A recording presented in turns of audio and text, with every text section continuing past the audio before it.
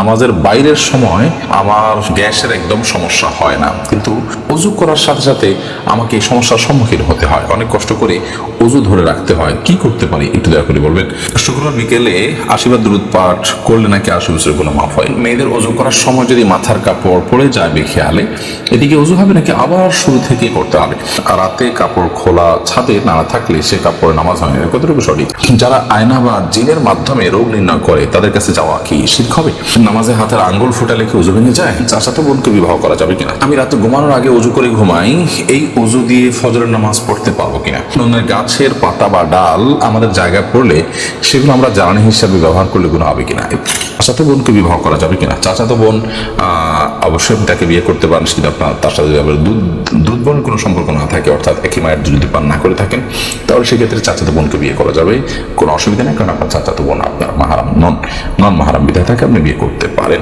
এমনি সেলিম রেজা কাজল আপনি লিখেছেন যে জামা কাপড় পরে সহবাস করা হয়, সেই জামা কাপড় কি নাপাক হয়ে যাবে? অর্থাৎ যেটা পরে সেটা পরে নামাজ পড়া যাবে কিনা? যা কাপড় চোপড় পরে সহবাস করলেই সেটা নাপাক হয়ে যাবে না। যদি সেখানে নাপাক লাগে তাহলে সেক্ষেত্রে সেটা নাপাক হবে, যদি নাপাক না লাগে তাহলে সেটা নাপাক হবে না। অতএব এটি নির্ভর করবে যে নাপাকটা লেগেছে কি লাগেনি তার উপরে। এরপর সত্যের প্রতীক আপনি লিখেছেন অন্যের গাছের পাতা বা ডাল আমাদের জায়গায় পড়লে সেগুলো আমরা জ্বালানি হিসাবে ব্যবহার করলে গুনাহ হবে কিনা? এ বিষয়ে যার গাছের পাতা তার পক্ষ থেকে মৌন সম্মতি যদি থাকে যে সাধারণত এটা নিয়ে তিনি না ঝামেলা করেন না কোনো আবদার থাকে, তাহলে সেক্ষেত্রে এটা জায়েজ হবে, কোনো অসুবিধা নেই।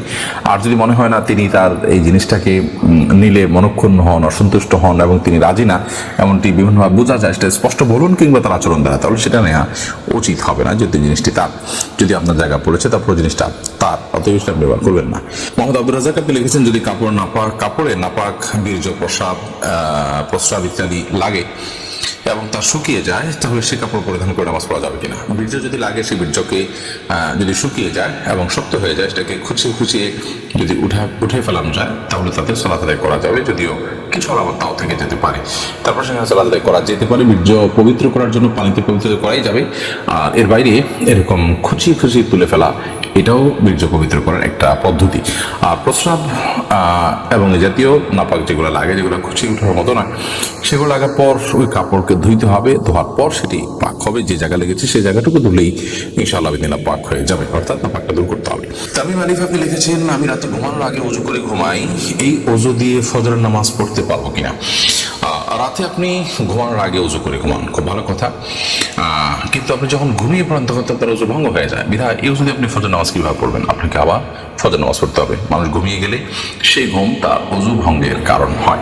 এরপরের প্রশ্ন হলো শাহনাজ আক্তার শানু এআইডি থেকে আপনি লিখেছেন আমার ছোট বাচ্চা একটাই ঘর, তাই ওদের নিয়েই নামাজ আদায় করতে হয়। অনেক সময় ওরা মারামারি করে, আমি বাধ্য হয়ে ধমক দেই, এতে কিছুক্ষণের জন্য চুপ থাকে, আমার কি মনে হবে? সালাতের মধ্যে যদি তারা ডিস্টার্ব করে তাহলে আপনি ধমক দিতে পারবেন না, বরং আপনি সালাত চালিয়ে যাবেন এবং বাচ্চাদের এতটুকু আপনার এতটুকু তাদের ডিস্টার্বটা আপনি সহন করতে হবে, আপনাকে সহ্য করতে হবে। আর যদি সালাতের বাইরে আপনি ধমক দেন, তাহলে সেক্ষেত্রে তারা ডিস্টার্ব করতে ধমক দিতেই পারেন, আপনি তাদেরকে শাসন করতেই পারেন, শাসন করা উচিত, তবে সেটা তাদেরকে বোঝানো উচিত। মেহরুবা হক আপনি লিখেছেন নামাজে হাতের আঙ্গুল ফোটালে কি ওযু ভেঙে যায়? নামাজে যদি হাতের আঙ্গুল ফোটানো হয় তাতে ওযু ভাঙবে না, সালাতও ভাঙবে না, কিন্তু এটা মাকরুহ হবে এবং সালাতকে ত্রুটিযুক্ত করবে। কারণ প্রথমত এমনিতেই আঙ্গুল ফোটানো এটা ভালো কোনো বিষয় নয়, কিন্তু সালাতের মধ্যে যেটা করবেন সেটা আপনার সালাতের যে খুদু আছে সে খুজুর খেলাফ হবে, যে পরিমাণ নীরবতার সাথে সালাত আদায় করা দরকার তার পরিপন্থী হবে, তাই সেটি করা উচিত হবে না। রাকিবুল ইসলাম আপনি লিখেছেন যারা আয়না বা জিনের মাধ্যমে রোগ নির্ণয় করে তাদের কাছে যাওয়া কি শিরক হবে? খুব জটিল একটা জায়গা আসলে। জিনের আশ্রয় নেওয়াকে অনেক উলামায়ে কেরাম জায়েজ বলেছেন এবং সেটাতে আয়না ইত্যাদি ব্যবহার করা, এগুলো করে দেখা, এটাকে অনেক উলামায়ে কেরাম জায়েজ বলেছেন। মূলত বিভিন্ন আলামত থেকে আপনার ব্ল্যাক ম্যাজিক বা জিনের উপদ্রব এটি চিহ্নিত করে এরপর কোরআন কারীমের আয়াত, দোয়া ইত্যাদির মাধ্যমে, আজকার ইত্যাদির মাধ্যমে শেফা বা আরোগ্য লাভের বা ট্রিটমেন্টের আপনি উদ্যোগ গ্রহণ করবেন, সেটি হলো মূলত শরিয়া সম্মত পদ্ধতি। তাসলিমা খানম আপনি লিখেছেন রাতে কাপড় খোলা ছাদে না থাকলে সে কাপড়ে নামাজ হয় না, কতটুকু সঠিক? না, এরকম কোনো কথা সঠিক নয়।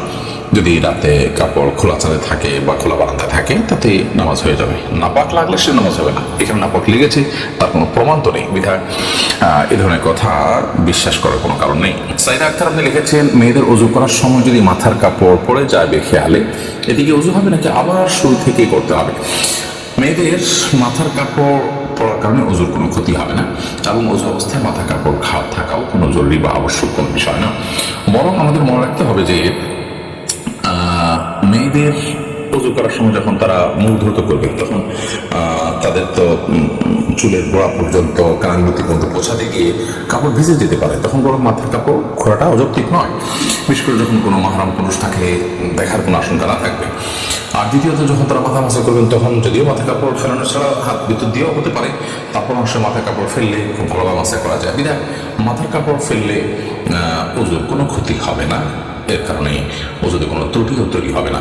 ফাহিম হাসান আপনি লিখেছেন, শুক্রবার বিকেলে আশীর্বাদ দুরূদ পাঠ করলে নাকি 80 বছর কোনো মাফ হয়। এই হাদিসটি বিশুদ্ধতার মানদণ্ডে উত্তীর্ণ, বরং এটি খুবই দুর্বল পর্যায়ের হাদিস। তার কারণে এই হাদিসকে এইভাবে আপনার বিশুদ্ধ হাদিসের মতো করে মনে করার কোনো কারণ নেই, বরং এটি আমল করার মতো এরকম মানে গ্রহণযোগ্যতার লেভেল পর্যন্ত উঠার মতো হাদিস আসলে এটি নয়। এমনি আমির হোসেন আপনি লিখেছেন, নামাজের বাইরের সময় আমার গ্যাসের একদম সমস্যা হয় না, কিন্তু অজু করার সাথে সাথে আমাকে এই সমস্যার সম্মুখীন হতে হয়, অনেক কষ্ট করে অজু ধরে রাখতে হয়, কি করতে পারি একটু দয়া করে বলবেন? নামাজের বাইরের সময় গ্যাসের সমস্যা হয় না, কিন্তু নামাজ দাঁড়ালে শুরু হয়ে যায়। এটা কোনো দুষ্টজনের উপদ্রব কিনা, ব্ল্যাক ম্যাজিকের কারণে কিনা সেটা আপনার দেখা দরকার, এবং সেটার জন্য আপনি রাকিদের স্বর্ণপূর্ণ হয়ে ট্রিটমেন্ট করা উচিত, বিশেষ করে কোরআন কারিমের তেলাওয়াত জিকিরের পরিমাণ বাড়িয়ে দেওয়া উচিত। কিন্তু সালাতের মধ্যে আপনাকে অজু ধরে রাখতেই হবে, কারণ অজু আপনার ছুটে গেলে আবার নতুন করে অজু করে আপনাকে সালাত আদায় করতে হবে।